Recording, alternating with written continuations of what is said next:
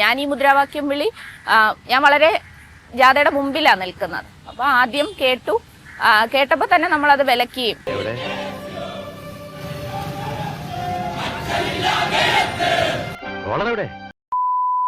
അപ്പൊ നമ്മൾ എന്തായാലും കൊല്ലത്തല്ലേ വന്നത്. അപ്പൊ കൊല്ലത്ത് വന്ന സ്ഥിതിക്ക് ഒരു യുവ വനിതാ നേതാവിനെ കണ്ടിട്ട് പോകുന്നില്ലേ നല്ലത്. നമ്മുടെ ചിന്താജറവും ഉണ്ടെന്ന് കണ്ട് സംസാരിച്ചിട്ട് പോയാലോ. എല്ലാവർക്കും എന്നെ മതി. ശശി, അപ്പോ മൊത്തത്തിലൊരു തെരഞ്ഞെടുപ്പ് വൈബാണ്. അപ്പൊ എവിടം വരെയായി പാർട്ടിയുടെ കാര്യങ്ങൾ? വളരെ ആത്മവിശ്വാസത്തോടു കൂടി മുമ്പോട്ട് പോവാണ്. ഉറപ്പായി ഈ തെരഞ്ഞെടുപ്പിൽ മൂന്നാമതും LDF ഗവൺമെന്റ് അധികാരത്തിൽ വരും. തോൽക്കുന്നതിന് തൊട്ട് മുമ്പ് വരെ ശുഭാപ്തി വിശ്വാസം വളരെ നല്ലതാണ്. ആ ഒരു ഫീഡ്ബാക്ക് ആണ്.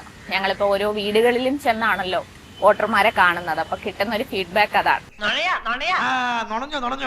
എന്റെ പൊന്നാര മോൻ അപ്പുറത്ത് പോയിരുന്നു നുണഞ്ഞു. ചേച്ചി എപ്പോഴും എന്തൊക്കെ പറഞ്ഞു കഴിഞ്ഞാൽ എങ്ങനെങ്കിലൊക്കെ വിവാദത്തിൽ ചെന്നപ്പെടും. എന്ത് ചെയ്യാനാടാ, ഞാൻ ഇങ്ങനൊരു ദുരന്തനായി പോയി. ലേറ്റസ്റ്റ് ആയിട്ടുണ്ടായ ഒരു വിവാദം എന്ന് പറഞ്ഞു കഴിഞ്ഞാൽ മുദ്രാവാക്യം വിളിയായിട്ട് ബന്ധപ്പെട്ടതാണ്. ശരിക്കും എന്താ അവിടെ സംഭവിച്ചത്? സ്ത്രീവിരുദ്ധ മുദ്രാവാക്യവുമായി CPM നേതാവ് ചിന്താ ജെറോം.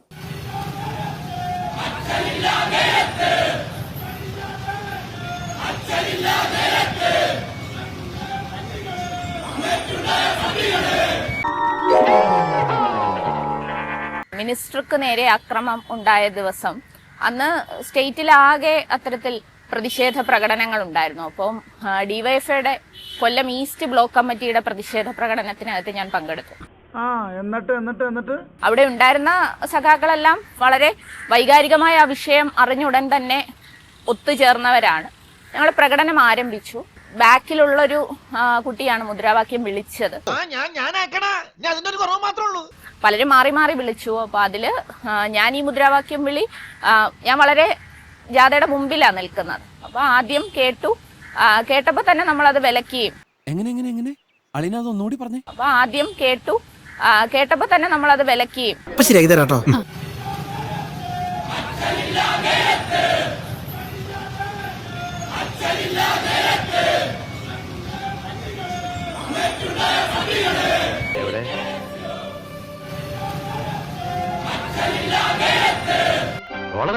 എന്റെ തൊട്ടടുത്ത് നമ്മുടെ ബ്ലോക്ക് സെക്രട്ടറി അഭിമന്യു ഉണ്ടായിരുന്നു. ഞാൻ അഭിമന്യുവിനോട് പറഞ്ഞു. അഭിമന്യു ബാക്കിൽ പോയി അത് സ്റ്റോപ്പ് ചെയ്യണമെന്ന് പറയുകയും ചെയ്തു. നിന്നെ സമ്മതിക്കണം, നിന്റെ വായിൽ എങ്ങനെയാടാ ഇത്രയും പെട്ടെന്ന് ഇത്രയും വലിയ നുണകൾ വരുന്നേ? പിന്നീട് അതിന്റെ ആ ഒരു ഭാഗം ഇങ്ങനെ സോഷ്യൽ മീഡിയയിലെല്ലാം വലിയ വിമർശനം വന്നു. ഞാൻ വിളിച്ചില്ല. പച്ചക്കള്ളം. ഇവള് വീണ്ടും അഭിനയിക്കുക. ഞാൻ എന്റെ കണ്ണുകൊണ്ട് കണ്ടതാ. ആദ്യം ആ മുദ്രാവാക്യം കേട്ടപ്പോൾ തന്നെ ഞാനത് നമ്മുടെ അടുത്തുള്ള സഖാവിന്റെ അടുത്ത് പറഞ്ഞു, അങ്ങനെ വിളിക്കരുത്, അവർക്ക് അതിന് നിർദ്ദേശം കൊടുക്കാൻ പറഞ്ഞു. അവര് പോയി. പച്ചവെള്ളം ചവച്ചു കുടിക്കണ പഞ്ചപാവം അങ്ങോട്ട് ഇറങ്ങിയില്ലടേ. ചിന്ത എന്ത് ചെയ്താലും അത് വിവാദമാക്കുക എന്നത് അതൊരു പ്രത്യേക ഒരു അജണ്ടയായിട്ട് തോന്നിയിട്ടുണ്ട്. അത് മനഃപൂർവ്വം ചെയ്യുന്നതായിട്ട് എന്തെങ്കിലും തോന്നിയിട്ടുണ്ടോ? ഇത് മനഃപൂർവ്വം കരുതിക്കുട്ടി എന്നെ കരിവാരി തേക്കാനുള്ള ശ്രമമാണ് സർ. ഇപ്പൊ ചിന്ത ഒരു വാക്ക് പറഞ്ഞാൽ അതിലെങ്ങനെയെങ്കിലും പിടിച്ചു കയറാം. അല്ല, അത് ചോദിച്ചോണ്ടേ ഞാൻ ഒരു ഭാഗം ഒന്ന് ക്ലിയർ ചെയ്തോട്ടെ. കാരണം ചിലപ്പോ ഇതെടുത്തു വെച്ച് ഇനിയിപ്പം ഇതാവും. കാരണം ഞാനിപ്പം വിളിച്ചില്ല എന്ന് പറഞ്ഞു. അപ്പൊ പിന്നെ അന്നേരം വിളിച്ചല്ലോ എന്നൊക്കെ പറഞ്ഞ് തുടങ്ങും. അത് ഞാൻ ഒന്നുകൂടെ ക്ലാരിറ്റിയിൽ അത് പറയാം. വേണ്ട, അയ്യോ അങ്ങനെ പറഞ്ഞൂടാ.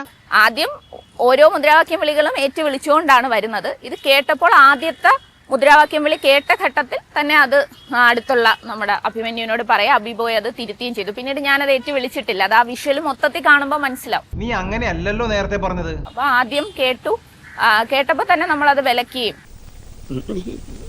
പിന്നെ നിധി ചോദിച്ചതുപോലെ എന്താണ് എന്നെ മാത്രം ടാർഗറ്റ് ചെയ്യുന്നു അങ്ങനെ എനിക്ക് തോന്നിയിട്ടില്ല കേട്ടോ. കണ്ണീര് തുടച്ചിട്ട് കുറച്ചുകൂടി വിശ്വസിക്കാൻ തോന്നുന്നു. കാരണം ഇടതുപക്ഷ പ്രവർത്തകർക്ക് നേരെ ഒരു വളരെ ബോധപൂർവമായി അറ്റാക്ക് ചെയ്യുന്ന ഒരു രീതിയുണ്ട്. അത് മുഖ്യമന്ത്രി മുതൽ വളരെ സാധാരണ പ്രവർത്തകർ വരെ ഒന്ന് ആക്രമിക്കുക അല്ലെങ്കിൽ അവരെ ഒന്ന് മോശമാക്കാൻ വേണ്ടിയുള്ള ഒരു പരിശ്രമം നടത്തുക എന്നുള്ളൊരു രീതി പൊതുവെ ഉണ്ട്. പിന്നെ സ്ത്രീകളാകുമ്പോൾ ആ അറ്റാക്കിന്റെ രൂപവും ഭാവവും ഒക്കെ മാറും. അതിപ്പം പൊതുവിടത്തിൽ പ്രവർത്തിക്കുന്ന ഏത് സ്ത്രീക്കായാലും ആ പ്രശ്നമുണ്ട്. അത് രാഷ്ട്രീയ പ്രവർത്തകർക്ക് മാത്രമല്ല. അത്തരം ചില പ്രശ്നങ്ങളിലൂടെ കടന്നു പോകുന്ന പലരിൽ ഒരാളാണ് ഞാൻ. അല്ലാതെ അതുണ്ട്. നമ്മൾ പല വ്യത്യസ്ത രീതിയിൽ ഇപ്പോൾ DYFI ഉൾപ്പെടെയുള്ള സംഘടനകൾ പല വ്യത്യസ്ത രീതിയിൽ പ്രതിഷേധ രീതികൾ കണ്ടു. അതിൽ പ്രധാനപ്പെട്ട ഒന്നാണ് രാഹുൽ മാങ്കൂട്ടത്തിൽ അറസ്റ്റിലായ സമയത്ത് DYFIയുടെ പൊതിച്ചോറ് വിതരണത്തിൽ രാഹുൽ മാങ്കൂട്ടത്തിൽ അറസ്റ്റ് ചെയ്ത് അന്നത്തെ ദിവസം പത്രം അങ്ങനെയുള്ളൊരു ഐഡിയ ഒക്കെ ഏത് തരത്തിൽ വരുന്നതാ? അല്ല, അങ്ങനെയുള്ളൊരു ഇപ്പം പൊതിച്ചോറ് ഒരു പ്രതിഷേധത്തിന്റെ ഭാഗമാക്കി മാറ്റണമെന്ന് ഞങ്ങൾ ആരും തീരുമാനിച്ചിട്ടില്ല. ശ്രീ രാഹുൽ മാങ്കൂട്ടം അദ്ദേഹം പൊതിച്ചോറ് എന്ന് പറയുന്ന ഏറ്റവും മാനവികമായ പ്രവർത്തനത്തെ എത്ര വൾഗറായിട്ടാണ് വിശേഷിപ്പിച്ചതെന്ന് നമുക്കെല്ലാവർക്കും അറിയാം. അതിനൊന്നുമില്ലേ? അപ്പം ഇതൊക്കെ നമ്മുടെ സമൂഹത്തിലെ ജനങ്ങളൊക്കെ കാണുന്നുണ്ടല്ലോ. അപ്പൊ അത് കാണുമ്പോൾ അതിന്റെ മേലുണ്ടാകുന്ന ഒരു പ്രതിഷേധം സ്വാഭാവികമായും ചിലപ്പോൾ അത് പൊതിഞ്ഞു കൊടുക്കുന്ന ആളുകൾക്കുണ്ടാകാം. അല്ലാതെ DYFI സ്റ്റേറ്റ് കമ്മിറ്റി ഒന്നും ഒരിക്കലും തീരുമാനിച്ച് പൊതിച്ചോറിനകത്ത് അങ്ങനെ ഒരു പ്രതിഷേധം കൊണ്ടുവരണം അങ്ങനെയൊന്നും നമ്മൾ തീരുമാനിച്ചിട്ടേ ഇല്ല. ഈ കള്ളം പറയുന്നതിനും പ്രവർത്തിക്കുന്നതിനും ഒക്കെ ഒരു ടെക്നിക്ക് വേണം. ശരി സാർ, അതാദ്യം പഠിക്കണം നീ. ഈ കരിങ്കൊടി പ്രയോഗം അതിലേതെങ്കിലും തരത്തിലുള്ള തീരുമാനമായിട്ടുണ്ടോ?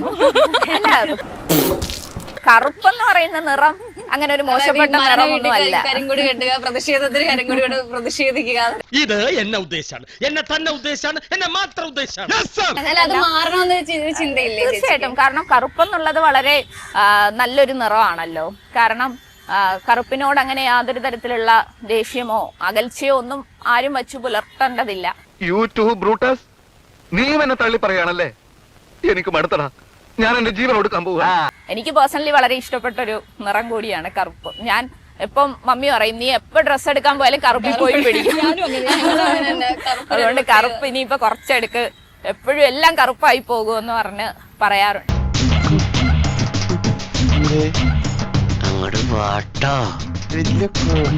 ഇപ്പൊ ഈ സ്ഥാനാർത്ഥി പട്ടികയൊക്കെ വന്നല്ലോ. അപ്പൊ ഈ BJPയുടെ പട്ടികയൊക്കെ നോക്കിയാൽ കുറെ സിനിമാ താരങ്ങളുണ്ട്, യുവ നേതാക്കളുണ്ട്.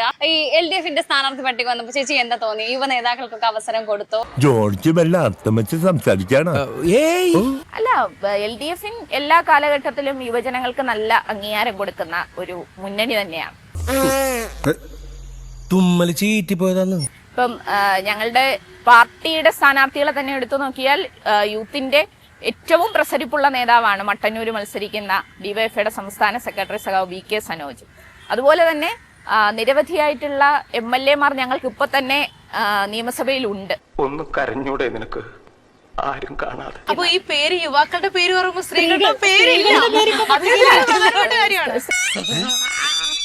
സ്ത്രീകളിപ്പം നമുക്കറിയാലോ, ഓരോ മുന്നണികളും എടുത്ത് പരിശോധിച്ച് നോക്കുമ്പോൾ അതിനകത്ത് സ്ത്രീകൾ ആവശ്യത്തിനധികം അല്ലെങ്കിൽ നമ്മൾ ആഗ്രഹിക്കുന്ന അത്ര ഉണ്ടോ എന്ന് ചോദിച്ചാൽ ഇല്ല എന്ന ഉത്തരത്തിൽ തന്നെ നമുക്ക് എത്തേണ്ടി വരും.